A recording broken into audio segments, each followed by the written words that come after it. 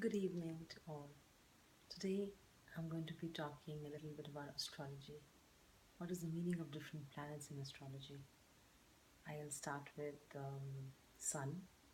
Sun is our ego, Sun is our father, Sun is the image that we carry, the outer personality that we show to the world.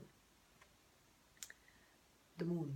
The moon is our mother, it is the mind, it is the inner personality, the inner thinking pattern. So, all of us have two sides. One is the personality which we show to everybody outside, and the second is what is inside, what we think, which could be the same in some people, but mostly it is very different what we portray to people outside and what we are inside. So the moon is the thinking, the mind, it's your mother, it's your emotions. This is what the moon symbolizes. Then Jupiter.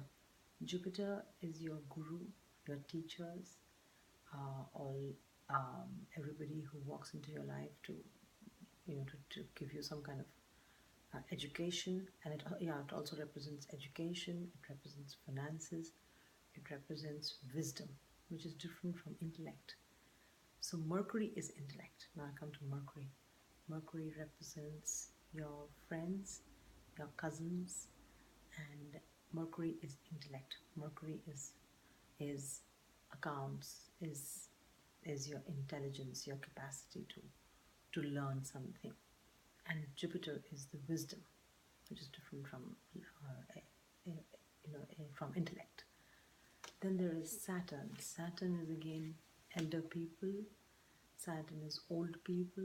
Saturn is a strict teacher who has to teach you a certain lesson, and it will find different ways to teach you, and it will make it more and more difficult for you if you don't learn the lesson in a simple way.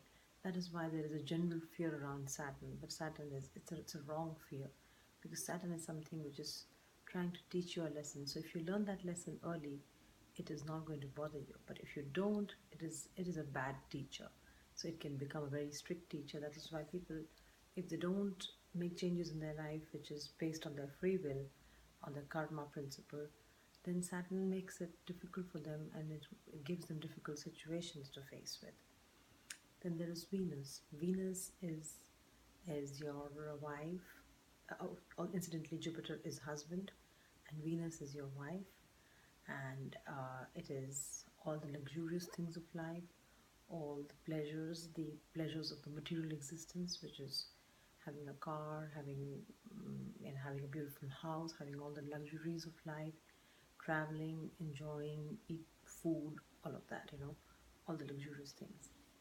And we come to Mars. Mars represents brothers, represents male friends. It represents the energy within us, the life force that we have within us. Mars is very important.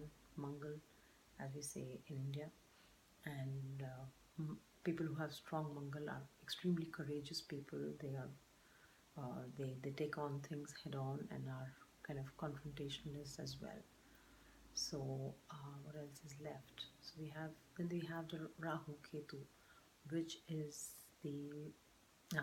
which are not visible planets. They are invisible in the sky, but they have an impact on our life.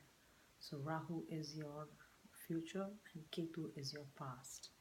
That is what it is. And Rahu also represents in-laws, grandparents. Even Ketu represents grandparents.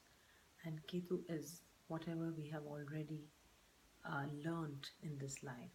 And Rahu is basically what is it that we are moving towards, what is it that we have to achieve in this existence. Ketu is usually what we have achieved in our past existences, and Rahu is the present. So Rahu is very important for everybody, because Rahu makes you fulfill the mission, the life purpose of this existence.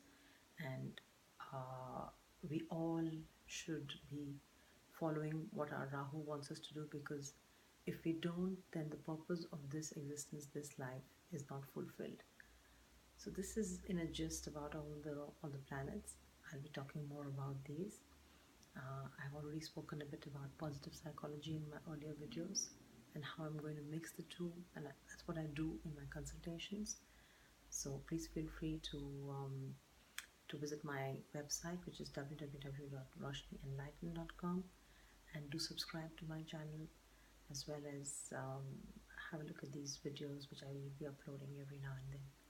Thank you so very much for your time and patience. Bye bye.